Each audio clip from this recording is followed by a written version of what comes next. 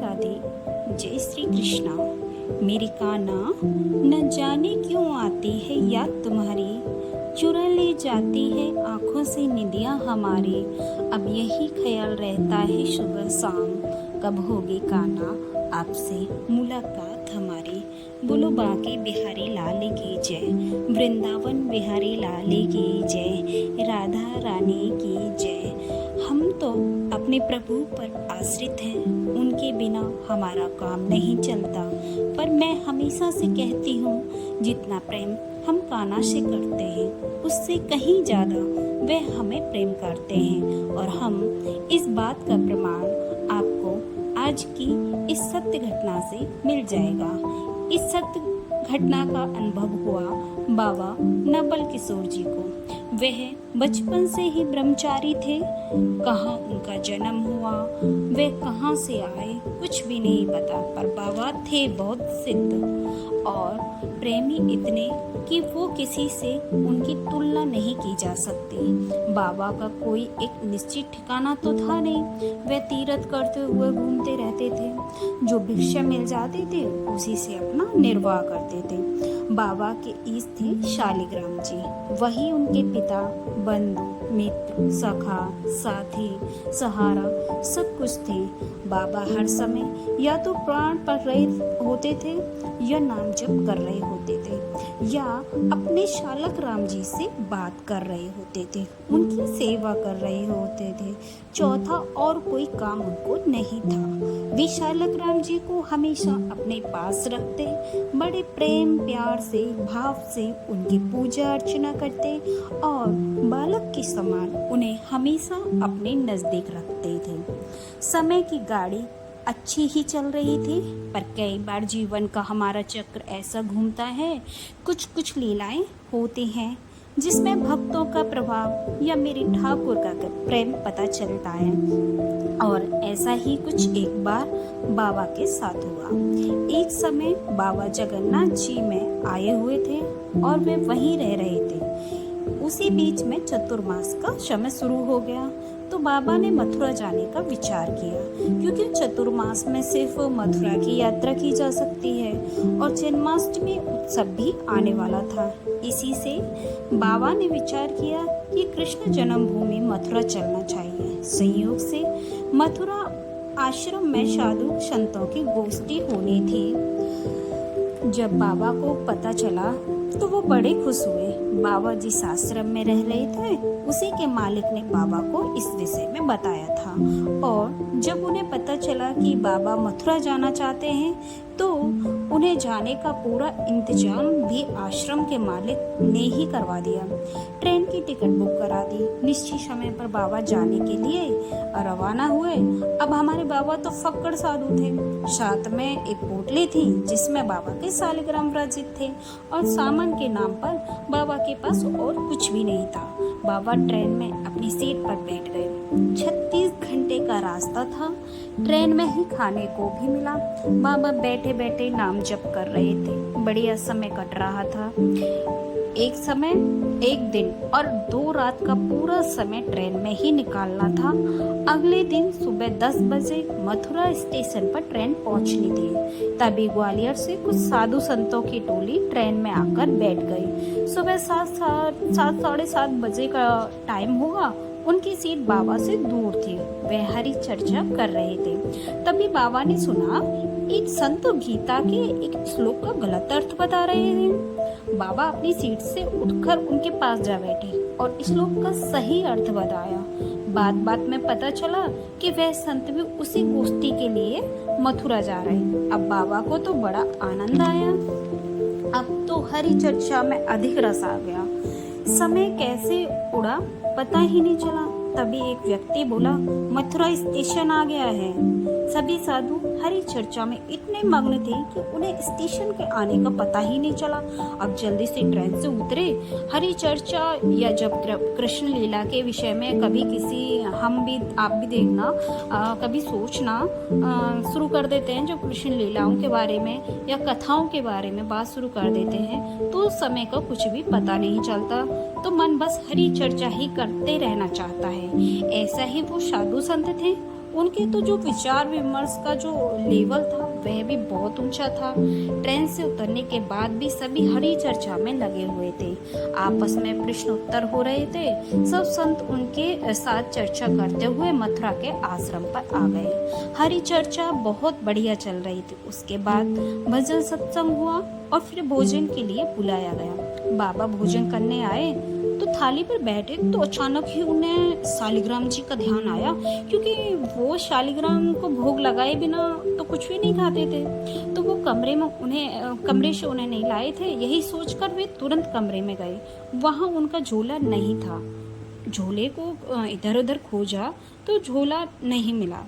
देखने लगे बाबा जी रो रहे हैं। सब लोग देख रहे थे कि बाबा रो रहे हैं, जोर जोर से बोल रहे हैं कि आज तो मुझसे बड़ा अपराध हो गया, मेरे भगवान मुझसे अलग हो गए, उनसे आज मेरा वियोग हो गया। न जाने मैंने क्या पाप किया था, मेरे भगवान जाने कहाँ चले गए, कहाँ चले गए। सब संतों ने उन्हें समझाया। बोला, महाराज आपके प्रभु यहीं कहीं होंगे, आप थाली पर बैठ गए और इसलिए आप भोजन कर लीजिए, हम सब मिलकर आपके शालिग्राम जी को ढूंढ लेंगे।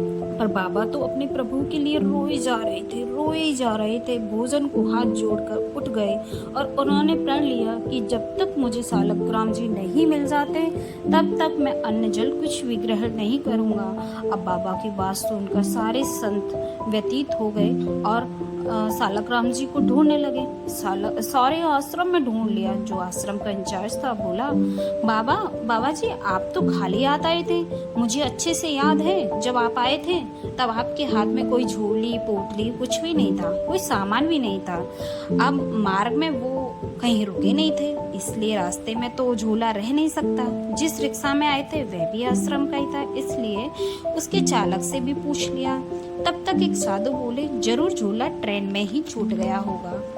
तब तक बाबा को ध्यान आया कि हाँ, जब मैं श्लोक का अर्थ बताने आपकी सीट पर आया था तब झोला नहीं लाया था, झोला तो मेरी सीट पर ही रह गया। तो आपकी सीट से ही सीधा हम स्टेशन पर उतर गए थे।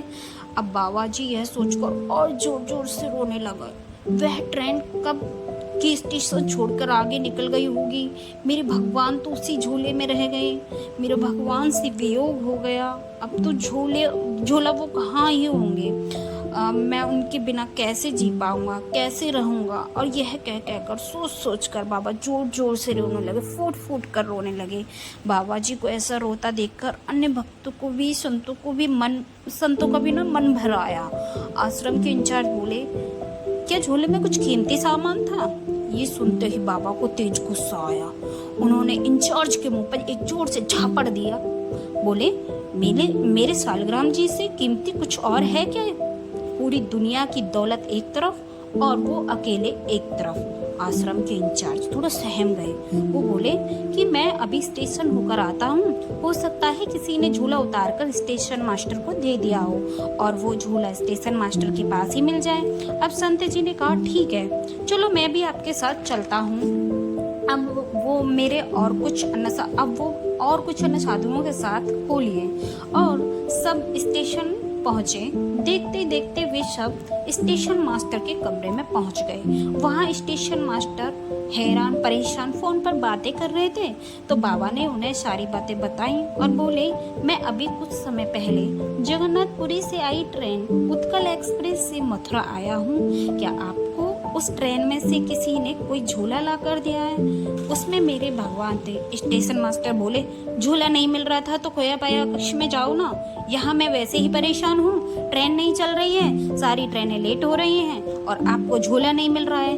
बाबा जी कमरे से निकलने को ही हुए थे कि अचानक ही स्टेशन मास्टर बोले, उत्कल एक्सप्रेस वो तो अभी भी पटरी पर ही खड़ी है, ना जाने उसमें क्या परेशानी आ गई है। सारे इंजीनियर देख रहे हैं उसमें क्या खराबी आ गई है, कौन सी दिक्कत आई है, पर ना तो कुछ खराबी मिल रही है और ना ही कुछ परेशानी पता चल रही है और ट्रेन के भी चलने का नाम नहीं ले रही है। अब सब खोज कर थक गए। शहर के बड़े बड़े इंजीनियर भी आ गए पर किसी को कोई परेशानी नहीं मिल रही है। हम उसको ठीक नहीं कर पा रहे हैं। अब ये ट्रेन यहाँ से रवाना हो तो तभी तो बाकी की ट्रेन आए। समझ ही नहीं आ रहा है कि ट्रेन थोड़ा भी खिसकने का नाम नहीं ले रही है। अब स्टेशन मास्टर की बात सुनते ही बाबा जी तो खुशी से एकदम चहक गए। बोले, क्या ट्रेन अभी भी वहीं खड़ी है? स्टेशन मास्टर ने कहा, हाँ। बाबा फिर जोर जोर से रोने लगे और बोले, मैं अपने प्रभु को भूल गया पर मेरे ठाकुर मुझे नहीं भूले। और उन्होंने मुझे जब ज्यादा देखा तो पूरी ट्रेन को ही रोक लिया। उन्हें पता था उनका नादान भक्त वापस आएगा उन्हें खोजते हुए। सब लोग बाबा जी के साथ ट्रेन में गए। जल्दी से अपनी बोगी देखकर उसमें चढ़े। जिस सीट पर बाबा जी बैठे हुए थे वो वहां गए और वहां गए तो देखते ही एकदम प्रसन्न हो गए। उनकी सीट पर ही उनका झोला पड़ा था जिसमें उनके शालिग्राम जी थे। बाबा जी ने जल्दी से झोला उठाया और उसमें से शालिग्राम जी को निकालकर अपने सीने से लगा लिया और बोलने लगे, भगवान मुझे क्षमा कर दो, मैं आपको भूल गया। और बड़े प्रेम से उनके नेत्रों से जो आंसू बह रहे थे वो शालिग्राम जी पर ही गिर रहे थे और वो रोते रोते नीचे उतर गए। नीचे उतरकर बोले, मेरे भगवान मिल गए हैं, मेरे भगवान मिल गए हैं। बाबा ने स्टेशन मास्टर को कहा कि आप चिंता मत करो, अब आपकी ट्रेन स्टार्ट हो जाएगी। ट्रेन को हरी झंडी दो और ट्रेन को स्टार्ट करो। और जब स्टेशन मास्टर ने ऐसा करवाया तो ट्रेन स्टार्ट हो गई और ट्रेन चलना शुरू हो गई। सब लोग देखकर हैरान रह गए। बड़े बड़े इंजीनियर खड़े थे कि भाई ये क्या चमत्कार हुआ, ट्रेन इतनी देर से खड़ी थी तब तो चालू नहीं हो रही थी, अब एकदम बाबा जी ने कहा और कहते ही चालू कैसे हो गई। सब बड़े परेशान। पर जब सबने पूरी घटना सुनी तो सभी के सभी बाबा जी के आगे नतमस्तक हो गए। बाबा जी बोले कि मैं तो पापी हूँ जो ऐसे अज्ञानवश अपने भगवान को ही भूल गया, पर मेरे भगवान ने मुझे नहीं बुलाया और वह मेरे इंतजार में यही खड़े रहे। और वाकई सच है, हम संसार के जीव भले ही अपने ठाकुर का हाथ छोड़ दें पर मेरे दीन दयाला कृपालु हमारा हाथ कभी नहीं छोड़ते। यह हमारी कृष्ण की कृपा ही है जो हमें उन्हें प्रेम कर पा रहे हैं। वरना सोचो अगर ट्रेन चली जाती तो बाबा जी को शालिग्राम मिलना कितना मुश्किल हो जाता।